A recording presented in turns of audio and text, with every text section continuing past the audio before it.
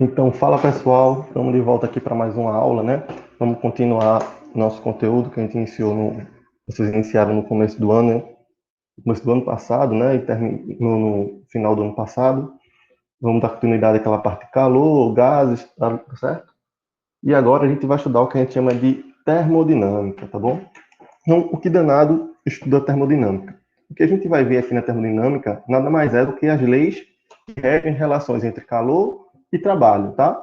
E entre eles vai ter energia, ser transformação de energia, uma forma de energia se transformando em outra forma, tá? Pode ser o trabalho, energia mecânica, tá bom? E regem isso utilizando os conceitos que a gente aprendeu lá vocês aprenderam lá no ano passado, né? De calor, de gás, dos gases, né? Energia interna, trabalho que vocês aprenderam no primeiro ano, tá bom? Então, um exemplo bem clássico da aplicação das leis da termodinâmica, né? É um motor a combustão, que utiliza esse específico que eu acabei de falar, tá? De transformação de energia e trabalho. Então, o que é que você tem aqui? Aqui embaixo você tem uma calor, essa caldeira produz energia térmica, que é o calor. Em cima você vai ter água, essa água pode subir aqui, né? Você vai ter um pistão que vai movimentar aqui, tá? E aqui o que transforma energia mecânica em energia elétrica. Como seria a funcionamento do sistema? Então, esse calor aqui, né?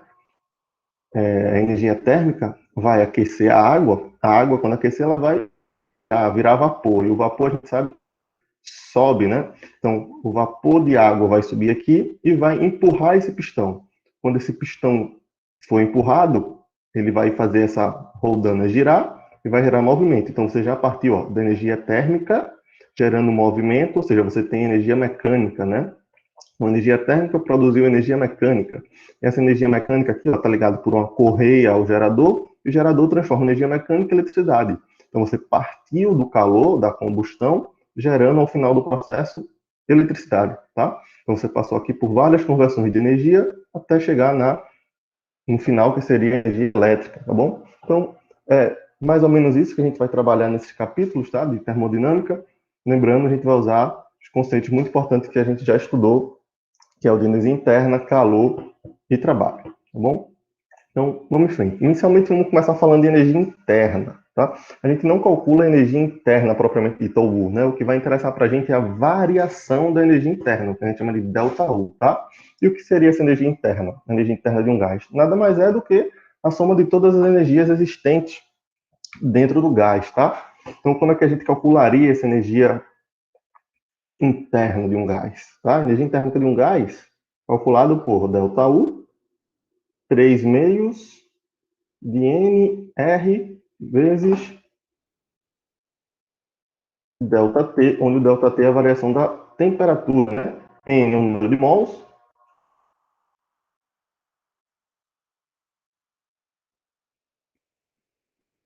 o R é a constante dos gases, né? Que a gente usava 0,082, aqui a gente vai usar 8,31 joule por mol Kelvin, tá? A gente vai usar em joule, porque como a gente vai estar falando de energia, calor e trabalho, a unidade de medida de energia, calor e trabalho é joule. Então, já que esse valor você não precisa decorar, ele já vai vir fornecido, né? Mas só para explicar e deixar claro que o R a gente vai usar esse valor agora, tá bom? E o ΔT é a variação da temperatura. Bom, então essa equação acho que vocês já viram ano passado, né? A variação da energia interna, a gente vai usar bastante isso aqui, tá bom? Então, só um detalhe, ó. Se a gente observar, o ΔU, a variação da energia interna, depende diretamente da variação da temperatura, tá? Então, são grandezas diretamente proporcionais. O que isso quer dizer? Que se a temperatura aumenta, a variação da energia interna é positiva. Se a temperatura diminui, a variação da energia interna vai ser negativa. E se não há variação de energia de temperatura, a energia interna é zero, tá? Então, é o seguinte, se a temperatura aumenta, a gente vai ter energia interna positiva. Se a temperatura diminui, a gente vai ter que a energia interna é negativa. E se a temperatura é constante, ou seja, nem aumenta nem diminui, a gente tem que a energia interna é zero, tá? Então a energia interna depende diretamente da temperatura. Então lembre-se disso. Se a temperatura aumenta, a energia interna é positiva. Se a temperatura diminui, a energia interna é negativa. E se não há variação de temperatura, a temperatura se mantém constante, a variação da energia interna é nula, certo? Não há variação da energia interna. Então, vocês lembram, né? Da equação de Clapeyron. Puta velha não recusa. Tá, vou botar assim, ΔT, tá? Então, se a gente isolar aqui o ΔT, a gente vai ter que é PV sobre N vezes R. Se a gente pegar a variação da energia interna, que a gente acabou de ver, 3 meios de NR ΔT. No lugar do ΔT, vou substituir por isso. Aí fica aqui ΔU, é 3 meios de NR. Tá? E o ΔT é quem? PV sobre NR. Então, posso cortar o NR em cima e NR embaixo. Também posso escrever a energia interna como sendo 3 meios de pressão vezes volume, tá? É menos utilizado, mas pode ser que apareça, tá bom? Mas o que a gente mais vai utilizar é essa daqui.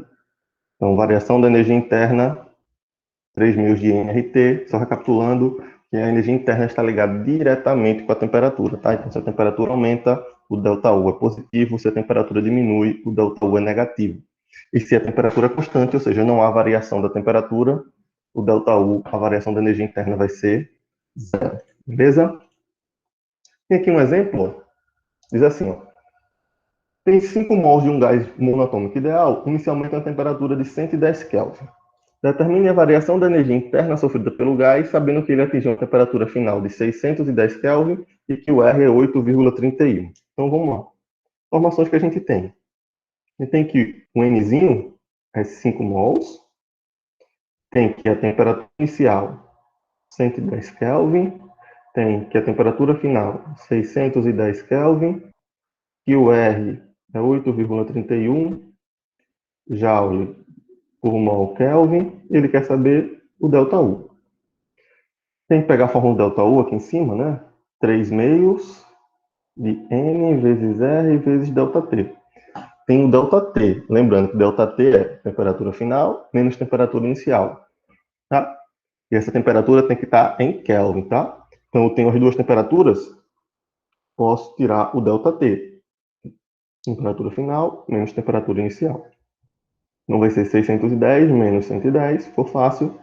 Aqui, ó, o gás sofreu uma variação de temperatura de 500 Kelvin, tá? Então, agora é só jogar na fórmula os valores que a gente tem. Então, o ΔU vai ser 3 meios, número de mols 5, o R 8,31 e o ΔT 500. Continha chata, mas bora lá. Então, vamos lá. 5 vezes 1, 5. 5 vezes 3, 15, vai 1. 5 vezes 8, 40. Com 1 que foi 41. Tem duas casas decimais, mas tem dois zeros, né? Então, essas duas casas decimais são anuladas com os dois zeros. Sobrou aqui 3, 5 dividido por 2. Então, bora lá. 5 vezes 5, a gente vai ter 25, vão 2. 5 vezes 5, 25 com 2, 27, vão 2. 5 vezes 1, 5 com 2 que foi 7. 5 vezes 4, 20. Mais uma vez, vezes 3, sobre 2. Vamos lá. 3 vezes 5, 15. Vai 1. 3 vezes 7, 21. Com 1 que foi 22. Vai 2. 3 vezes 7, 21. Com 2 que foi 23. Vão 2. 3 vezes 0, nada. Com 2 que foi 2. 3 vezes 2, 6. Dividido por 2. Continha chata, né? De vez em quando vai ter essas contas grandes assim, né? 6 por 3, 2. 2 por 2, 1. 3 por 2, 1. Sobra 1. Desce o 2. Fica 12 por 2, 6. Sobra o 5, né? 5 por 2 dá 2. Sobra 1. Tem que botar a vírgula. 5. Unidade de medida de energia. joules, tá bom? Então dá aproximadamente isso aqui. A gente pode escrever em notação científica, né? 1, 2, 3, 4. Então isso aqui vai ser da ordem de 3,1 vezes 10 a quarta joules, tá? É o que interessa para a gente. Bom, então só a aplicação aí da fórmula, contazinha um pouco trabalhosa, mas que dá para a gente fazer. Tá bom? Então isso seria energia interna. Recapitulando, lembre-se disso, a energia interna depende diretamente da temperatura. E aí, ó, finalmente a gente chega ao trabalho, tá? Só para deixar claro, alguns livros usam o W, eu vou utilizar o W, mas outros livros também usam a letra negra tal, tá? Que seria esse T. Então, trabalho pode vir escrito como tal ou W, depende aí de onde você vai estudar, se for ler na internet, se for pegar um livro, uma apostila, alguma coisa, tá bom? E a gente lembra, vocês devem lembrar, lá do primeiro ano, né? Que trabalho é força vezes o deslocamento. Então, quando você aplica uma força e essa força provoca um deslocamento no corpo, a gente diz que essa força realizou o trabalho. Então, vai ser mais ou menos isso que vai acontecer aqui também, só que agora com gás, tá? Então, observe aqui, ó, a gente tem um cilindro, o cilindro tem um gás aqui embaixo e tem um êmbolo. Esse êmbolo está livre, não tem atrito, ele pode subir e descer aqui à vontade, tá? Então, o que é que acontece? Nesse caso aqui, a gente está falando da expansão.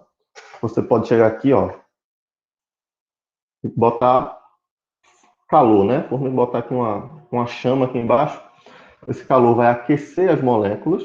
O que acontece quando as moléculas se aquecem? Elas se agitam mais. Então, quando elas se agitam mais, elas vão se expandindo, né? O que acontece? Ela empurra o êmbolo para cima. Então, as moléculas fizeram uma força para cima, o êmbolo foi para cima. Então, tem uma força e um deslocamento. Então, a gente diz que houve um trabalho realizado pelo gás, tá? Então, na expansão, o gás realizou o trabalho e empurrou o êmbolo para cima. Agora, se a gente pegar a compressão no sentido contrário, né? Em vez de eu aquecer, eu vou resfriar. Então, boto o gelo aqui ao redor do meu cilindro com gás. Então, o que é que vai acontecer? As moléculas estão lá agitadas. Quando eu resfriar, as moléculas vão ficar mais lentas, mais lentas, mais lentas. Elas vão se comprimir. Então, o que é que vai acontecer? O êmbolo vai descer. Vai ocorrer uma compressão do gás. Tá bom? Então, veja. Na expansão, a força é no mesmo sentido do deslocamento. Então, se a força é no mesmo sentido do deslocamento, então a gente diz que o trabalho na expansão,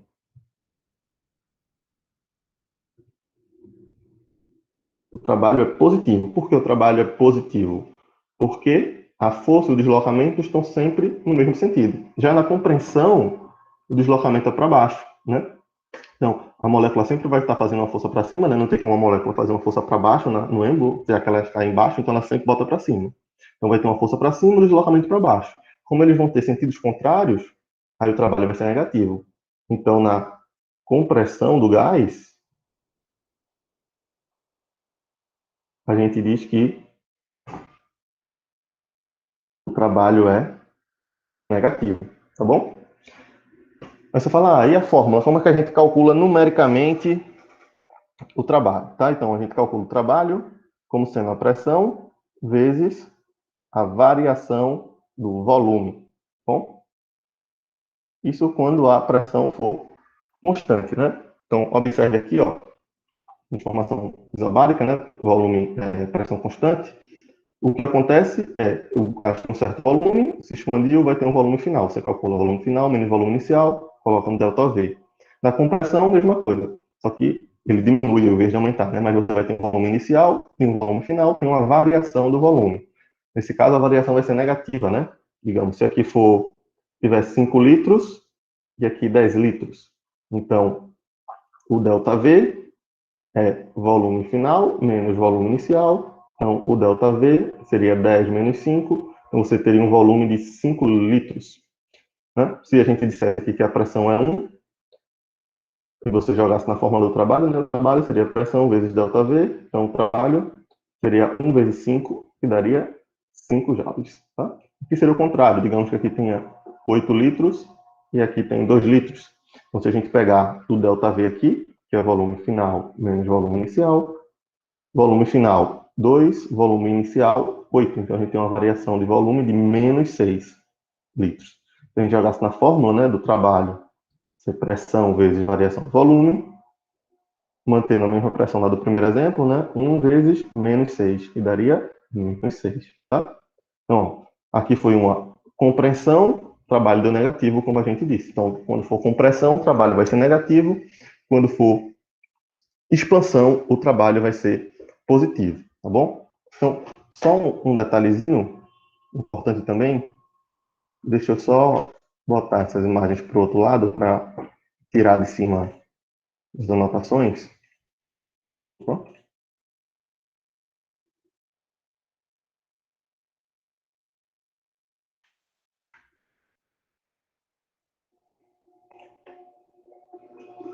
Então, veja, aqui é a mesma coisa, né? Minha expansão e minha compressão. Então, a gente disse que na expansão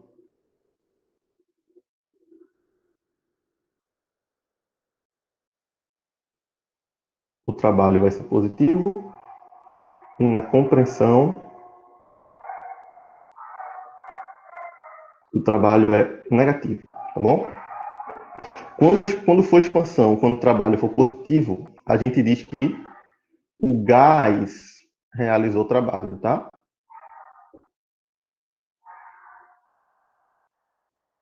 Porque quem é responsável por empurrar o êmbolo para cima é o próprio gás. O gás que trabalhou para levar o êmbolo de baixo até em cima. Então, quando for expansão, ou seja, quando o trabalho for positivo, a gente vai dizer que o gás realizou o trabalho.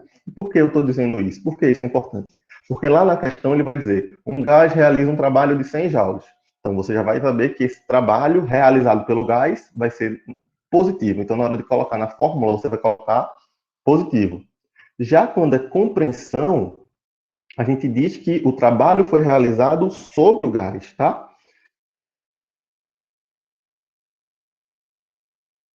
Então, na compressão, quando o trabalho for negativo, a gente diz que o trabalho é realizado sobre o gás, tá? Então, vai estar lá na questão. O gás recebeu um trabalho de 100 joules. Então, na hora de colocar na fórmula, você vai colocar menos 100 joules, tá? Então, muito importante ficar atento a essas expressões, porque ele não vai dizer para você o gás recebeu tem um trabalho de mais 100 joules ou um trabalho de menos 100 joules. Ele não vai dizer assim, né? Ele vai dizer o gás realizou o trabalho mais 100. Quer dizer, o gás recebeu o trabalho menos 100, tá? Então fiquem atentos a isso aí, que é importante, tá bom? Ainda sobre trabalho, a gente tem o gráfico, tá? Então toda vez que você tiver o gráfico da pressão em função do volume, você calcula a área. Opa.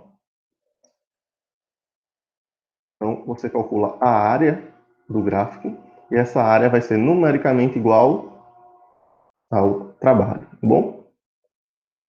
Vou botar assim, igual ao módulo do trabalho, tá? Cuidado com isso, porque a gente vai ter que observar no desenho a seta, tá? Porque a gente vai ter momentos que for expansão, aí a seta é para a direita, aí o trabalho é positivo. E vai ter momentos que a gente vai ter compressão, aí a seta vai ser para a esquerda e o trabalho é negativo, tá? Então, quando a gente calcular a área aqui, a gente vai encontrar um módulo, 100, 200, 300, o valor, o número, tá?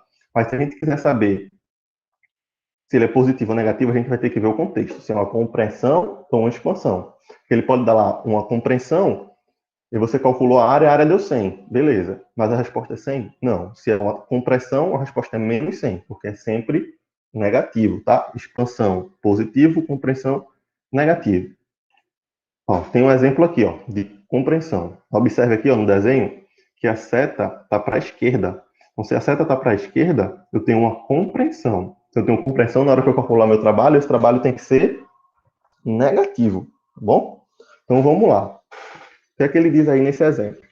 Um gás ideal é comprimido isobaricamente, ou seja, pressão constante, como indica o gráfico. Seja A o estado inicial e B o estado final da massa gasosa. Ele dizendo que a temperatura inicial do gás é 300 Kelvin, ele quer saber a temperatura final, o trabalho, e se esse trabalho é realizado pelo gás ou sobre o gás. Então vamos lá, vamos dar uma análise no gráfico primeiro. Pressão.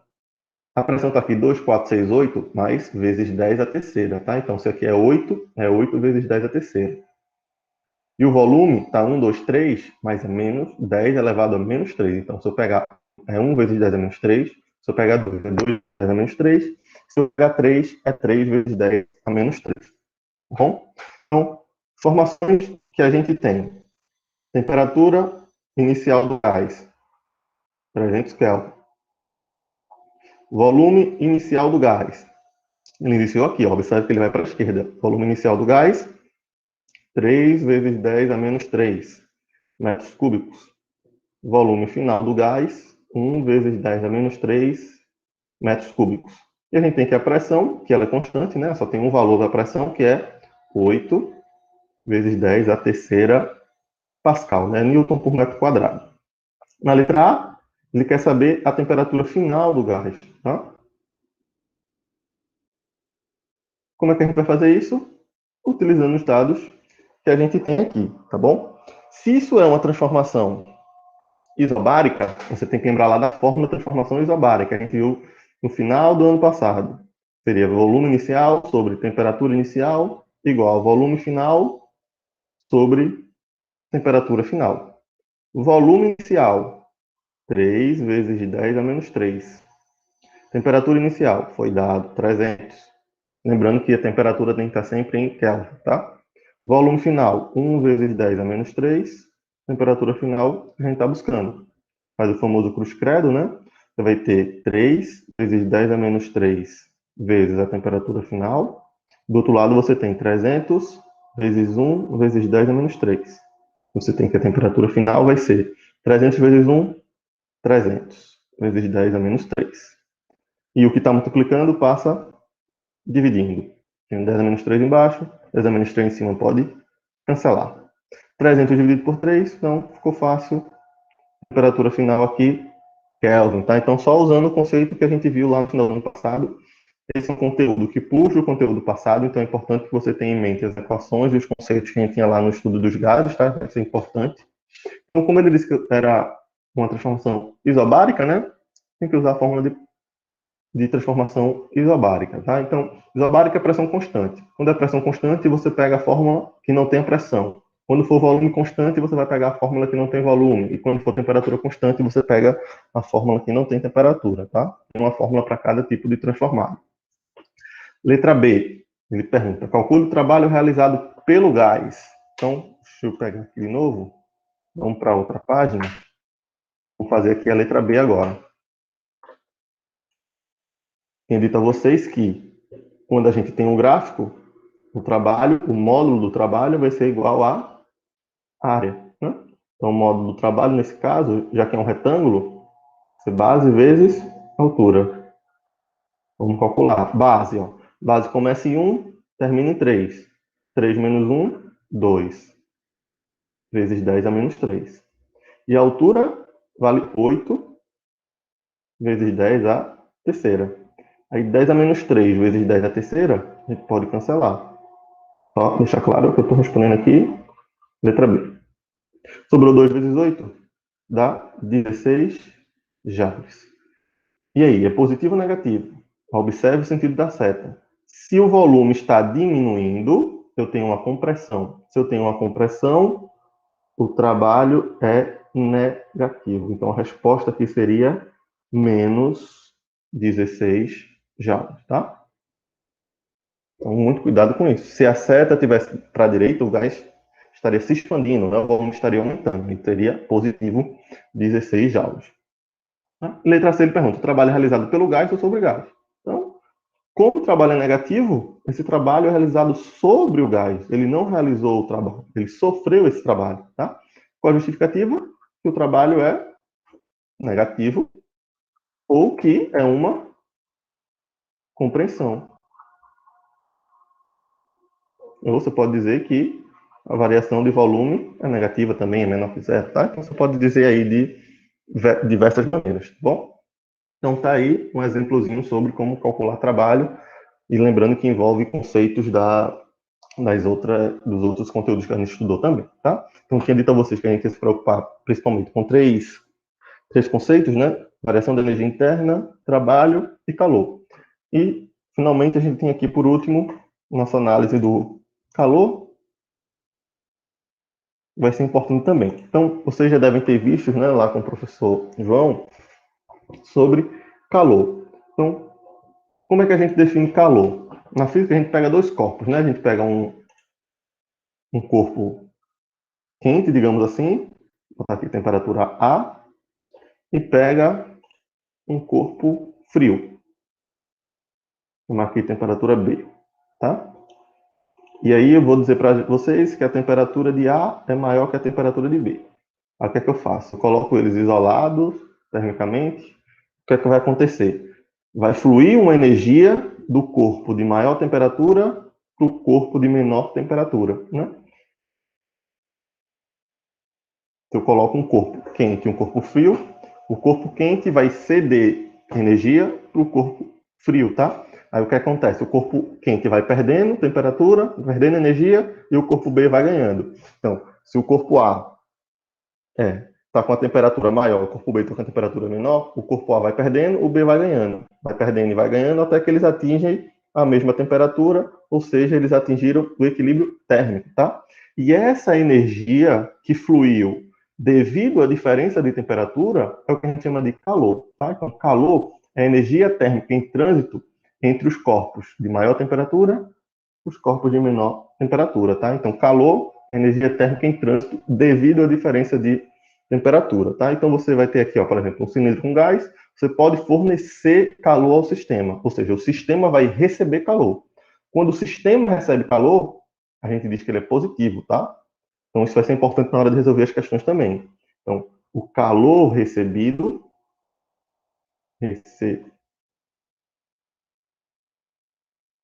o calor recebido pelo sistema, ele vai ser positivo. Então, se falar, o sistema recebeu um calor de 100 joules, então na hora de colocar na fórmula você vai colocar 100 joules, tá?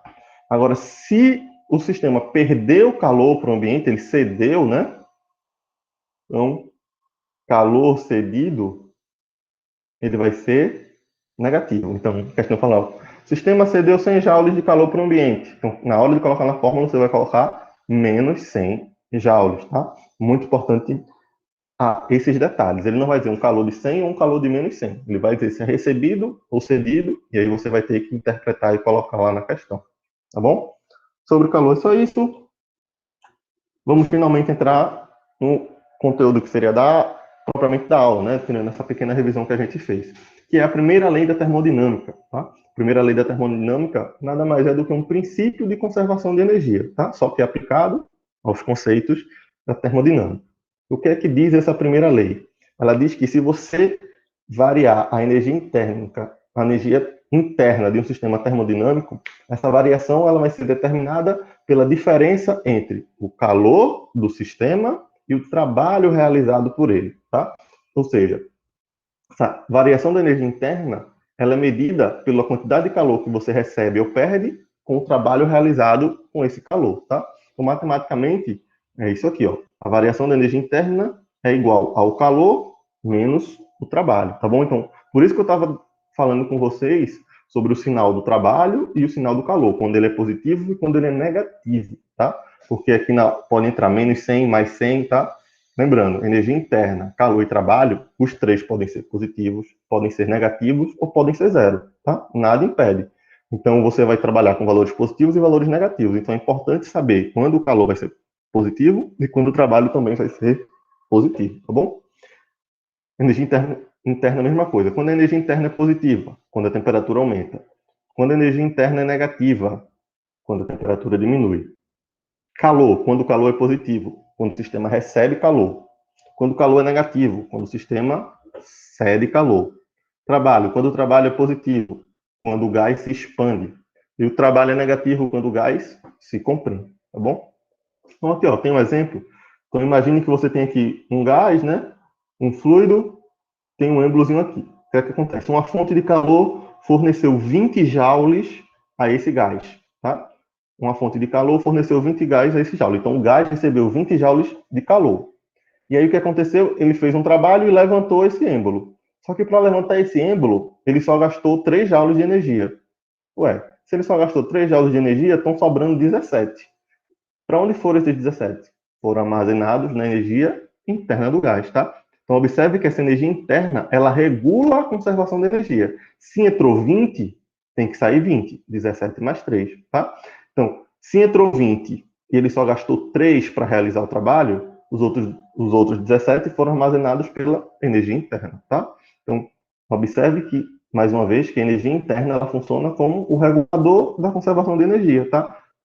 Todo o calor que você recebeu tem que ir para algum lugar. Uma parte você usa para realizar trabalho, a outra parte ela não se perde. Para onde ela vai? Vai para a energia interna, tá? Então, é basicamente isso que acontece aqui na primeira lei, tá? Ela está regulando as quantidades de energia que serão conservadas. Beleza? Vamos ver exemplos, né? Tá na prática que aí fica tudo mais claro.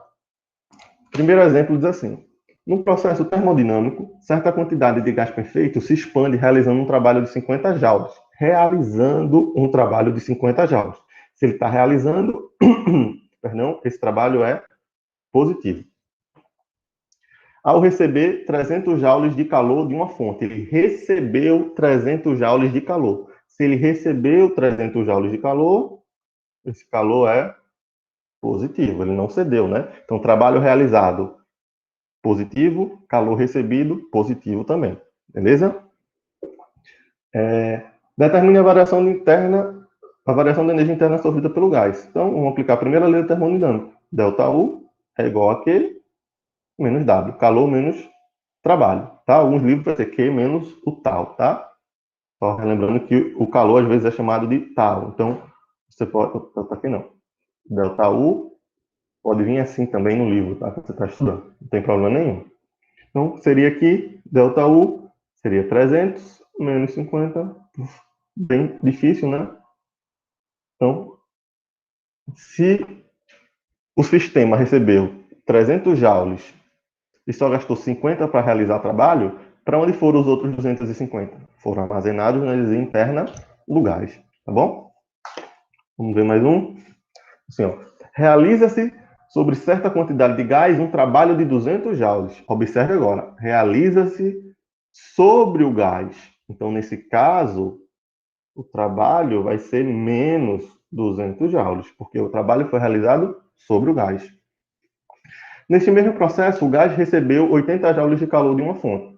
Calor recebido é positivo. Determine a variação da energia interna. Mesma coisinha. Q menos W. Então, delta U vai ser 80 menos 200. Cuidado com o jogo de sinal. Se é 80 menos com menos, mais. Então, a energia interna é de 280 joules. Ok? Então, mais um. Ó, tem até um gráfico. Ó. Fala assim: 6 mols de um gás ideal monatômico sofre um processo termodinâmico AB, ou seja, o caminho do processo começa em A e vai para B.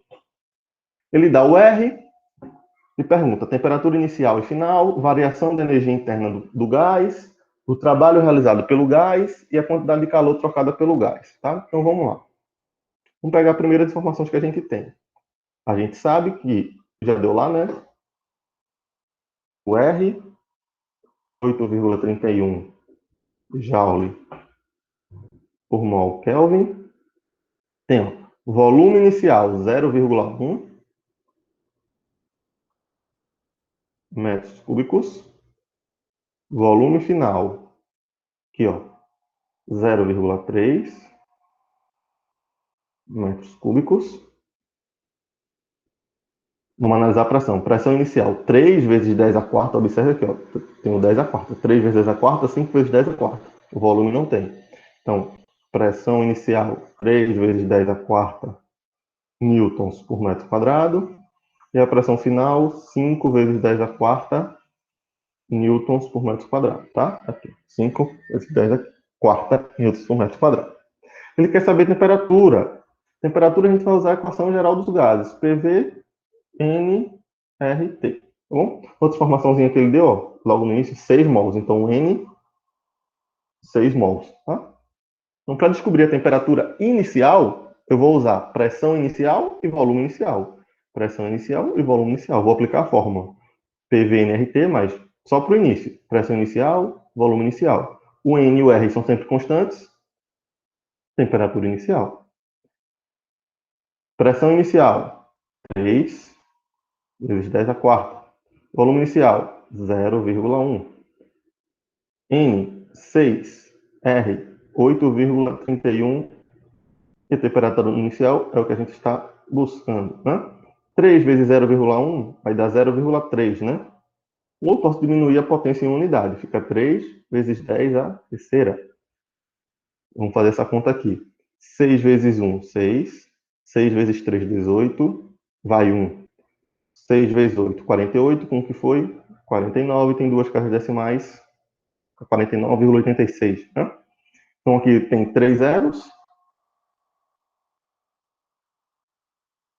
Isso aqui vai dar... Vamos aproximar isso aqui para 50, né? Se isso aqui fosse aproximado por 50, 300 dividido por 50 dá 6. Sobrou um zero. Daria aproximadamente 60 kelvins, tá? Só para facilitar a vida da gente. Então, essa seria a letra A. Vamos fazer a letra B. Nós vamos pegar espaço aqui. Então, vamos fazer agora a letra B. Pegando a mesma informação. No caso, ainda é a letra A, né? Só que agora ele quer a temperatura final. É a mesma letra, só que agora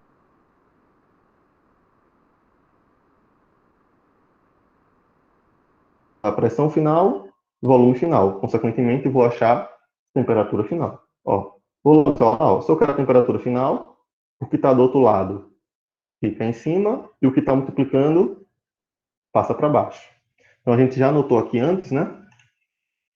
Pressão final, 5 vezes 10 a quarta. Volume final, 0,3.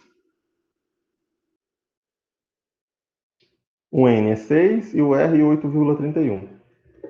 Então, 5 vezes 3, 15. Como tem uma casa decimal aqui, né, no 0,3, é só diminuir um expoente. É 15 vezes 10 a terceira. Mesma coisa que eu fiz aqui. Tá? Fiz 3 vezes 1, 3. E o 0,1 diminuiu uma potência. Era 4, ficou 3. Tá? Embaixo é 6 vezes 8,31. A mesma coisa que a gente fez antes. Ó. Então, dá a mesma resposta. 49,86. Tá? Então, mais uma vez, ó, tem 3 zeros. 1, 2, 3. E aqui embaixo eu vou aproximar para 50, tá? Vamos fazer aproximadamente 50 só para facilitar a nossa vida. Não tem para quem ficar dividindo por isso aqui, tá? Então, se fosse 150 dividido por 50, daria 3. Teria 2 zeros, daria 300 km. Beleza? Faço essa. Vamos agora para... Agora sim, de fato, a gente vai para letra B, tá bom? Vamos pegar aqui de novo. Tranquilo, achar as temperaturas, ó. A gente fez a letra A e não usou nada de novo, né? Nada que a gente aprendeu hoje. Utilizou a equação de Clapeyron que a gente aprendeu ano passado, tá? Então, vejam lá as aulas gravadas, as anotações, lembrem-se disso, tá bom? Então, o que foi que a gente encontrou? Na letra A, a gente viu que a temperatura inicial era 60 Kelvin, a gente viu que a temperatura final era aproximadamente 300 Kelvin, né? Na letra A também, nada da letra B. Estou me confundindo. Duas perguntas na mesma letra. Pronto. Letra A, a gente concluiu isso. Né? Agora ele quer a variação da energia interna. Na letra B, variação da energia interna é 3 meios de NR vezes ΔT. Onde ΔT é o TF menos o TI. Ou seja, 300 menos 60. Então, ΔT é 240 Kelvin. Tá? A gente vem aqui, ó, fica ΔU igual a 3 meios. O N é o mesmo, 6 mols, né? O R foi dado, 8,31. E aqui vai dar 240. Né? Agora a gente tem que fazer essa continha, né? Já posso simplificar esse 2 com esse 6, fica 3. Aí eu tenho 3 vezes 3, 9, fica 9, vezes 8,31, vezes 240. Para fazer? Fica 240 vezes 8,31. 0, 4, 2, 0, 4 vezes 3, 12, vai 1, 6, 1, 7. 8 vezes 0, 0. 8 vezes 4, 32, 1, 3. 8 vezes 2, 16 com 3 que foi? 19. A gente soma 0, 4, 4, 9, 9, 1. em duas casas decimais. Então, isso daqui é 1994,4. Só que tem vezes 9, tá? Bora fazer esse danado aí. 1994,4 vezes 9. 9 vezes 4, 36, vão 3. 9 vezes 4, 36, com 3, 39, vão 3 de novo. 9 vezes 9, 81. 81 com 3, 84, vão 8. 9 vezes 9, 81, com 8, 90, vão 9. 9 vezes 1, 9, com 9 que foi 18. Então a gente tem que o ΔU tem uma casa decimal, né? 18049,6 joules. Tem quantas casas? 1, 2, 3, 4. Então, ó, melhor ainda, aproximadamente, ó, acho que ΔU é da ordem de 1,8 vezes 10 a 4 joules. Beleza? Não importa muito com esses números que ficam na vírgula, não. Tá bom, gente? Então, hoje era isso que eu queria falar com vocês. Relembrar esses conceitozinhos aí de gases, né? De energia interna, calor, trabalho. E introduzir o conceito de primeira lei da termodinâmica, essa lei que a gente vai trabalhar, que fala sobre conservação de energia, tá bom? Então, semana que vem a gente faz mais exercícios, pode falar mais alguma coisa, tá bom? E a gente segue com o assunto. Então, mais, até a próxima. Tchau, tchau.